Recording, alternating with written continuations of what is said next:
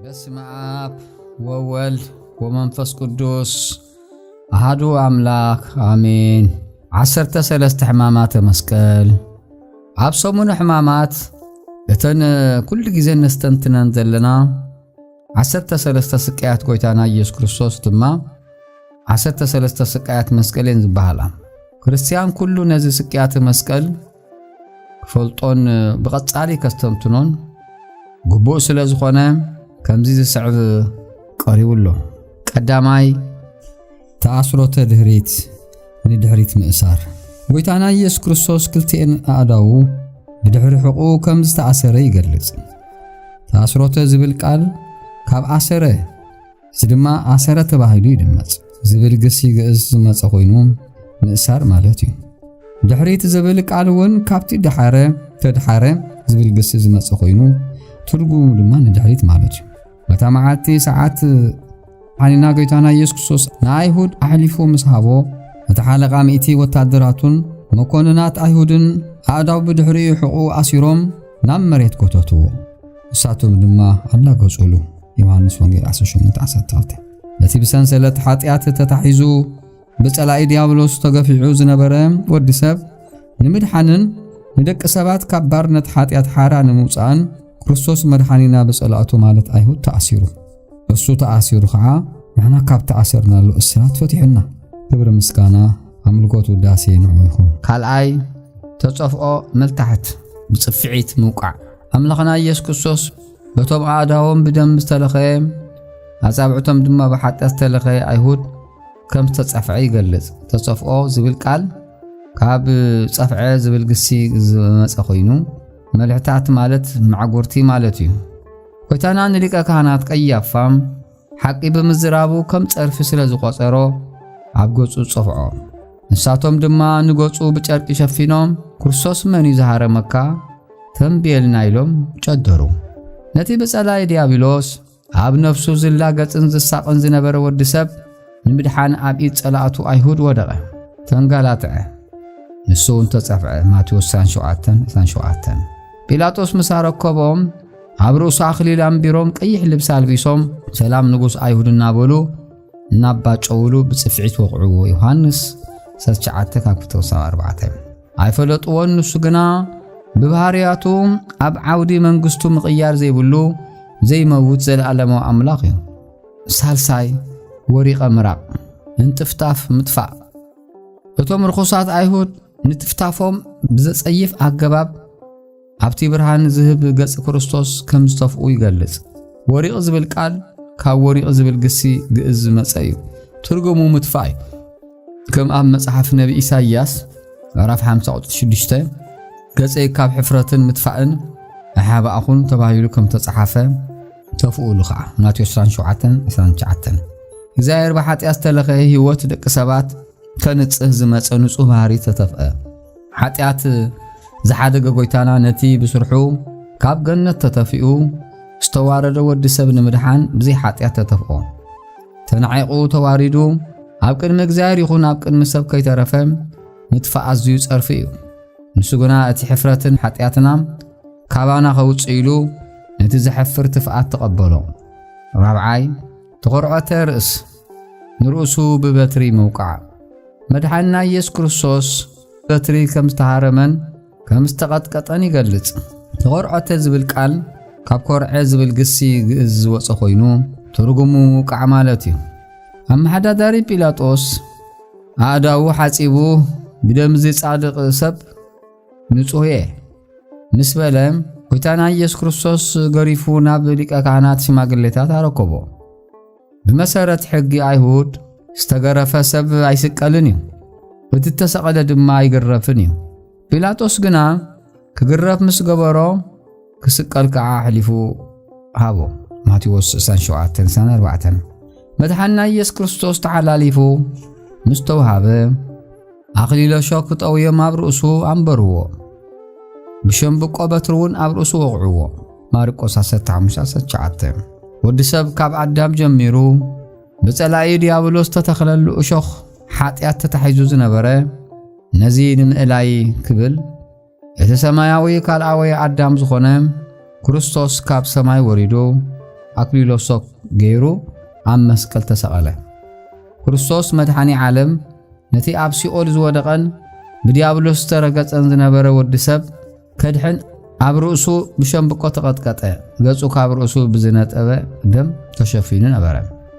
ሓምሻይ ተቐዝፎ ዝባን ሕቆ ምግራት መድኃኒና ኢየሱስ ክርስቶስ ሕቆ ክሳብ ዝለሓጽ ብዘይ ምሕረት ዝተገረፈሉ ታሪኽ ይገልጽ ተቐዝፎ ዝብል ቃል ካብ ቀዘፈ ዝብል ግሲ ግእዝ ዝመጽ ኮይኑ ትርጉም ድማ ሙቃዕ ማለት እዩ ዘባን ማለት ዝባን ሕቆ ወይ ከዓ ሕቆ ማለት እውን እዩ ከምቲ ኣብ ላዕሊ ዝተገረፈ ሰብ ኣይስቀልን እዩ እቶም ዝተሰቀሉ ድማ ኣይተገረፉን ጲላጦስ ግና ንኢየሱስ ክርስቶስ ገረፎ ካብ ዶም ንጹህ እየ ኢሉ ምስተሓጸበ ንክርስቶስ ብዘይ ኃጢአት ይገሪፉ ንኣይሁድ ኣረከቦ ማቴዎስ 27:28 መድኃኒና መንጸፈ ደይን ወዲቑ በኣጋንንቲ ተሃሪሙ ነቲ በሓዊ መገረፍቲ ዝግረፍ ዝነበረ ወዲ ሰብ ንምድሓን ክውቃዕ ሕቁ ሂቡ ስጉኡ ክሳብ ዝጠፍእን ዕጭምቲ ክሳብ ዝቁጸርን ተሃረመ ኣይሁድ ብኣመሓዳደሪኦም ጲላጦስ ምርጫ ምስ ቀረበሎም ነቲ ንነፍሳት ካብ ሲኦል ሓራ ዘውፅእ ክርስቶስ ዘይኮነስ ነቲ ካብ ምድራዊ ቤት ማእሰርቲ ከናገፍ ዘይኽእል ሽፍታ ብርባን እዮም መሪጾም እቲ ክግረፍ ዝግባእ ብርባን ተፈትሑ ኣብ ነቢይ ኢሳይያስ ከም ዝተባሃለ ሕቆይ ንገረፍቲ ምዕጉርተይ ድማ ነቶም ጸጉሪ ዝቕንጡጡ ሂበዮም ኢሳይያስ ምዕራፍ 56 ሕቁ ነቶም ቃዕቲ ሂብዎም ጭዕሙ ድማ ተሰሓበ እዚ ኩሉ ዘጋጠመ ወዲ ሰብ ኣብ ክንዲ ዘድሕን ኣምላኽ ዝሃርምን ዝዝመትን ሽፍታ ስለ ዝመረጸ እዩ ጭዕሙ ድማ ተሰሓበ ሻድሻይ ኣክሊል ሶኽ ናይ እሾኽ ኣክሊል ኣብ ርእሱ ምድፍኡ ኣብ ዮሐንስ ወንጌል ምዕራፍ 19:2 እቶም ጭፍራ ከዓ ኣክሊል ሾክ ቶኒጎም ኣብ ርእሱ ደፍኡሉ ኣብ ኣዳምን ሔዋንን ልቢ ተተኺሉ ዝነበረ ናይ ኃጢአት እሾኽ ንኽንቕነሎም ንድሕሪ ድማ ንህዝቢ ኩሉ ናይ ዓወት ኣክሊል ንኽምልስ ንሱ ንዓና ናይ እሾኽ ኣክሊል ኣብ ርእሱ ደፍኡሉ ሻብዓይ ጸዊረ መስቀል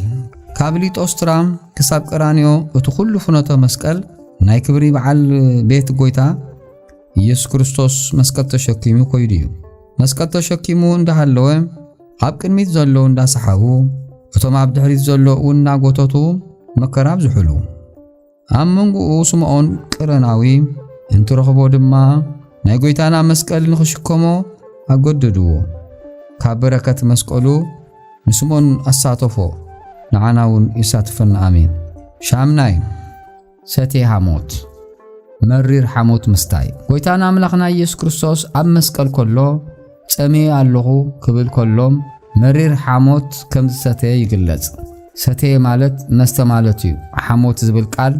ብቃሉ ዓሞተ ተባሂሉ ይትርጎም ኣብ መዝሙረ ዳዊት 68:21 ብነቢየ ዳዊት ኣቢሉ ተነበየ ኣምላኽ ነቢያት ንምግበይ ሓሞት ሃቡኒ ንጽማይ ድማ መጻጻስቶይን ኢሉ ኢየሱስ ክርስቶስ ጸሚኤ ኣለኹ ምስ በለ ካብ ሓደ ተቐሚጡ ዝነበረ ዕትሮም ንሓንቲ ሰፍነግ መጻጽ መሊኦም ሂቦሞ ማይ ምስ ሓተተ ምስ ሓሞት ሓዋወሰ ወይኒ ከስትይዎ ኣቕረቡሉ ምስ ጣዕሞ ድማ ኣይሰተዮን ማቴዎስ 27:34 ዳና ነቲ መጻጻ ምስ ተቐበለ ድማ ተፈጸመ በለ ርእሱ ኣድኒኑ ድማ ንነፍሱ ሓለፈ ማቴዎስ 27:48 እንተ ሰቲኻ ፈጺሙ ዘይነቅጽ ማይ ዝህብ ኣምላኽ ነቲ ጽምኢ ነፍሲ ዝዕግብ ጎይታ እቲ ንዘለዓለም ዝፍልፍል ፈልፋሊ ማይ ህይወት ማይ ዝኾነ ፈጣሪ ክጸምእ ከሎ ክሰትዮ ወይም ክጥዕሞ ዝፈጠሮ ማይ እኳ ኣይረኸቦን ኢሳይያስ 55:1 ናብ ቦታቶም ኣብ በረኻ ቃዴስ 40 ዓመት እናተዘዋወሩ ካብ ሰማይ መና መገቦም እቲ ካብ ከውሒ ማይ ዝመጽእ ክርስቶስ ምስ ዝመጽእ ዝሑል ማይ ዝሰትዩ ነበሩ ዘዳግም 17 ካብ 1-20 ቀዳማይ ቆሮንቶስ ምዕራፍ 10:3 ጎይታ ዝናብ ጎይታ ባሕርታት ንውቅያኖስን ብጽምእ ማይ ተቃጸለ መድኃኒና ኢየሱስ ክርስቶስ ነቶም ኣብ በረኻ ሲኦል ዝወደቑ ማይ ህይወት ዝጸምኡ ነፍሳት ንምጽጋብ እዩ ዝመጸ ነቶም ኣብ ኃጢአት ዝወደቑ ብዓመጽ ዝረኸሱ ብነፍሶም ዝተባላሸው መሪር መከራ ዝሳቀዩ ዘለዉ ነቲ ኣፉ ኸፊቱ ከብዱ ዘስፈሐ መሪር ሲኦል ዝጽበዮ ንምድሓን መሪር ሓሞት ጣዓመ نتي مرير مستستقبل نتي مري هيوت دق سبات مطعمي እተን ድተረፋ ከዓ 5 ቅንዋተ መስቀልን 8 ምስ 5 ክድመር ከሎ 13 ሕማማት መስቀል ይኸውን 5 ቅንዋተ መስቀል መድኃኒና ነቲ ኣብ መስቀል ተሰመረ ዱልዱል መስማር ሓጺንን ይገልጽ ቅንዋት ዝብል ቃል ካብ ቀነወ ቸንከረ ዝብል ግሲ ግእዝ መጽ እዩ መስቀል ደው ዝበለ ገረብ ጥራይ ዘይኮነስ ከም ሎሚ ኣብ ኩሉ ቦታ ንሪኦ ዘለና ዝተሰቐለ ዕንጨይቲ ምሳሌ እዩ ጎይታና ኢየሱስ ክርስቶስ ተሰመረሎም 5 መሳምር ሳዶር አላዶር ዳናት አዴራም ሮዳስ ይባሃሉ እዚኣቶም ኣብነታት ምስጢራት 5 ኣዕማድ ምዃኖም ኣቦታት ይምሩ እዚኣቶም እቶም 13 ስቃያት መስቀል ዝባሃሉ እዚኦም እዮም እግዚአብሔር ድኻ ይኮነን ስጋ ዝፈጠረ መድኃኒና ኢየሱስ ክርስቶስ ፍጡር ዘይነበረ ፍጡር ከም ሰብ ተናዓቀ ንሓዘን ሰብ ብዛዕባ ሕማማቱን ኣፍልጦ ረኸበ ኣብ ከምዚ ዝመሰለ ኩነታት ንሕማምና ብሓቂ ተቐቢልዎ እዩ ሕማማትና እውን ተሰኪሙ እዩ እዚ ድማ ንደቂ ሰባት ንምድሓን ማለት ካብ ቃንዛ ስጋና ነፍስና ንምፍዋስ እዩ ንሱ ምእንቲ ሓጢኣትና ምእንቲ ክዕረቕ ብሰሪ በደልና ተወጊኡ ንሱ ምእንቲ ሓጢኣትና ብሰሪ በደልና ተወጊኡ ብቁስሉ ንፍወስ ንሱ ንኣበሳና ምእንቲ ክድምሰስ ብሰሪ በደልና ተጨፍለቐ ከረጋገና ኢሉ ተሃንጠ ንኽንድሕን ድማ መከራት ተሳቐየ ኣፉ ኣይከፈተን መከራት ተቐበለ ከምትና ምሕራት ዝመርሕ ገንሸል ኢየሱስ ክርስቶስ መስዋዕቲ ገንሸል ኣምላኽ ከምታ ኣብ ቅድሚት ቀረጽ ትስቕ ዝበለት በጊዕ ኣፉ ኣይከፈተን ሰናይ እምበር በደል ኣይገበረን ዛይረቲ ሓደ ወዱ ኣምላኽ ዝኾነ ኢየሱስ ክርስቶስ ብጲላጦስ ክምርመር ከሎ ኣብ ኣፉ ተንኮል ኣይረኸበን ብፍቓዱ ድማ ምእንታና ህይወት ሰው እዩ ፋሲካና ክርስቶስ ስጉኡ ኣብ መስቀል ቆሪሱ ደሙ ኣብ መስቀል ኣፍሲሱ ኢሳይያስ 33 ካብ 13 ዮሐንስ 14:18 ሐዋርያ ጴጥሮስ ከምዚ ኢሉ ጽሒፉ ኣሎ ኣብ ኣፉ ተንኮል ኣይተረኸበን ምስተጻረፈ መሊሱ ኣይጸረፈን ምስተሳቀየ ንርእሱ ነቲ ብጽድቂ ዝፈርድ ኣሕሊፉ ሃቦ እምበር ኣየፈራርሐን ንሱ ባዕሉ ሓጢኣትና ኣብ ስጉኡ ተሰኪሙ ንሓጢኣት ክንመውት እሞ ንጽድቂ ክንነብር ብመግረፍቱ ተፈዊስኩም ቀዳማይ ጴጥሮስ 22:15 ኢሉ ኣሎ ክርስቶስ ምእንታና ሞይቱ ንጽድቅ ሞይትና ንሓጢኣት ክንነብር ኣይኮነን ስለዚ ህይወትና ንጽድቅ ድዩ ወይስ ንሓጢኣት ሎሚ ብዛዕባ ህይወትና ከነስተንትን ስጋዊ ድሌታትና ፍትወት ኣዒንትና ክንክሕድ ይግባእ ነፍስና ምእንቲ ክንድሕን ድማ መስቀል ተሰኪምና ስቃይ ክንዝክር ንፈጣሪና ክርስቶስ ክንስዕቦ ይግባእ ማቴዎስ ወንጌል 16:24 ከም ቅዱስ ጳውሎስ ትምክሕትና ኣብ መስቀል ማለት ኣብ መስቀል ተሰፈጸመ በጃ ክኸውን ይግባእ ብሩኽ ናይ ሕማማት ሰሙን ይግበረልና እንበለ ደዌ ወህማም እንበለ ጻማ ወድካም ያበጽሕና ያበጽሕኩም ለብርሃነ ትንሣኤው እግዚአብሔር በፍስሐ ወሰላም አሜን